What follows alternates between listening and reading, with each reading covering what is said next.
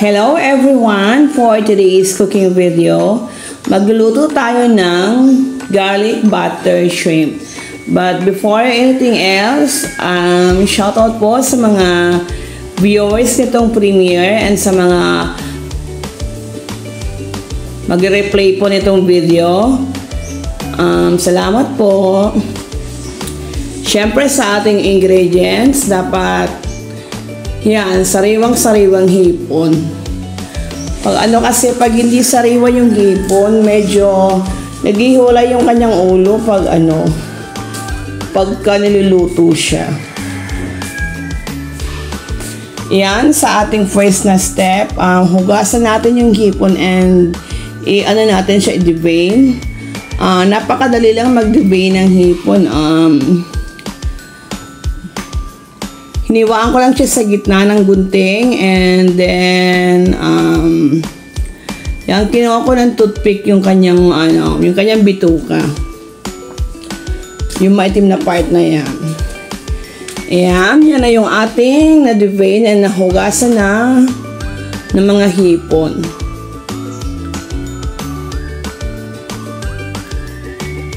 Again, shoutout po sa mga viewers itong video, and pag di pa po kayo nakasubscribe sa akin channel, pa-subscribe na lang po. Salamat. Para sa ating ibang ingredients, yan, butter. It's up to you kung anong brand yung gagamitin nyo. Then, syempre bawang, minced garlic. Yan. And meron tayong konting oyster sauce. And yan, konti rin na konting tomato paste.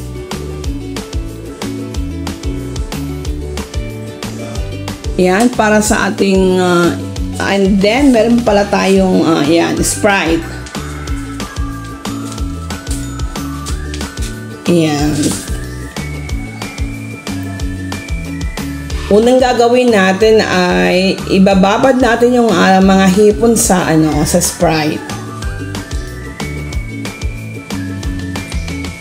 Ayan. And nagtira tayo ng isang basong Sprite para naman mamaya pang natin yan, pang sabaw. Ayan, since hindi nalubog gaano yung mga hipon sa Sprite, ko siya dyan, binaliktad para yung kabilang side naman ang malubog sa Sprite. Ayan. Ayan, lagyan tayo magluto. Ayan, sa mainit na kawali, ilagay na yung ating butter. Yung apoy dyan guys is napakahina lang kasi madaling masunog yung butter. And pangit siya pag sunog na, pangit yung lasa. Kaya yung iba bago maglagay ng butter, naglalagay pa ng konting mantika. Ayan. And hindi na natin hihintayin pang matunaw lahat ng butter. Ilagay na natin yung bawang. Then stir fry natin. Again, sa napakahinang apoy lang yan kasi yan, baka masunog yung ating bawang. Iniiwasan natin masunog yung ating bawang kasi papangit yung lasa ng ating luto. Yan, halo ng halo.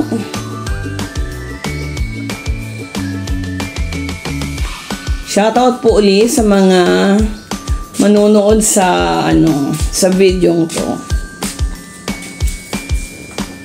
Napakasarap netong napakasarap netong recipe na to, and syempre sabi ko kanina, napakasimpleng lutuin lang siya. Kung sa restaurant mo to bibili, napakamahal niya. Kaya I suggest na magluto na lang kayo sa inyong bahay kung gusto niyo ng makatikim ng ng restaurant style na garlic butter shrimp. Ayan. Again, sa mainang apoy lang yan, guys.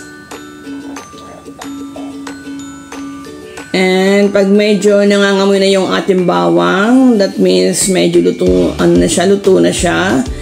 Ilalagay na natin dyan yung ating mga hipon. Again, piliin nyo yung hipon yung bibilin. Dapat yung sariwang-sariwa para ayan, hindi maghihiwala yung yung ulo niya sa katawan pag niluluto. Ayan, nilagay ko na dyan yung ating hipon. And hahalo-haloin natin siya. Siguro lulutuin lang natin yung mga hipon for about mga 2 minutes lang. Ayan. Kasi yung hipon, pag siya makunat na, parang siya, pag siya overcook, makunat na siya. And nagdidikit yung kanyang laman sa balat. Mahirap mahirap tanggalan ng balat. Yan, halo lang tayo ng halo. Again, saglit lang natin lulutuin tong mga hipon. And yung kanyang apoy pala is medyo nalakasan ko na siya from low heat to medium heat. And kuntiis lang siya sa paghahalo.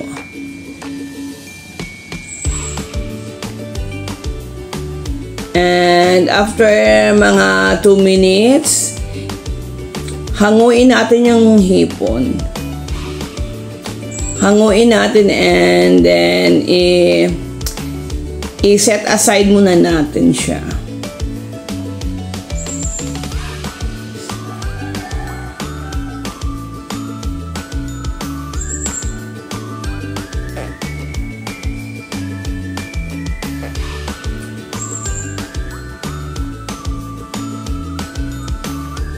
Shoutout again sa mga viewers itong premiere and sa mga mag-replay and manonood ditong video.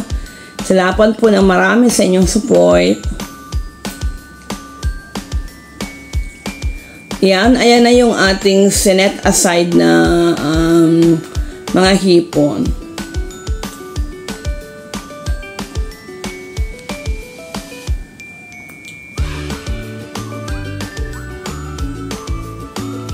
Yan, magdagdag na tayo ng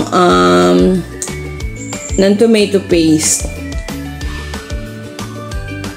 Ayan, hindi ko inubos yung kanina, yung butter dyan sa kawali. Nagtira ko ng konti. Ayan. Nilagay ko na yung tomato paste.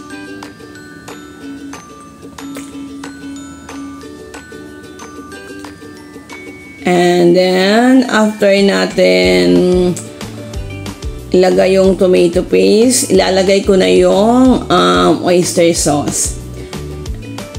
And halo-haloin natin siya.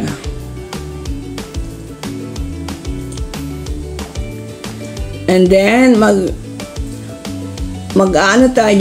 magsasabaw ng ng Sprite.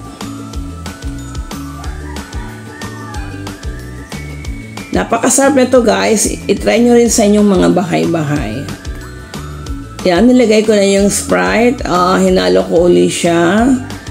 And simmer lang natin saglit yan.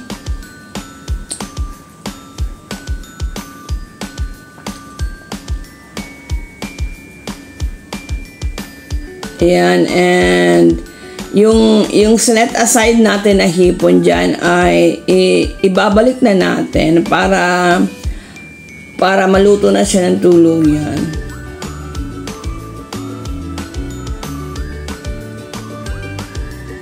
Yan.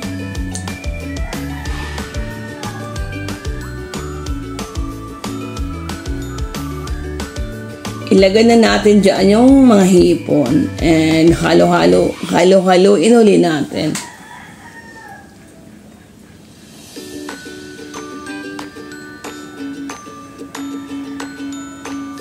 Yan, malapit na ito maluto guys. Mga ano lang siya, siguro 2 minutes na lang uli. 2 minutes na luto. Yung hipon kasi sa gitna naman maluto and hindi siya pwedeng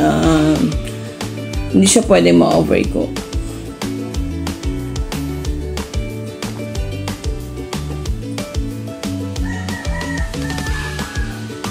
Yan, halo ng halo. Sa mga nakaabot po sa dulo ng video to, salamat na marami. And baka hindi pa kayo nakasubscribe, pa-subscribe naman po sa akin channel. And pa-like na rin this video and pa-comment din sa comment section. Yan, luto na po yung ating garlic butter shrimp. Garnish natin siya ng spring onions. And serve while hot. Serve and eat while hot. Kasi pangit siya pag malamig yung kainin. Yan. Again, salamat. Bye-bye.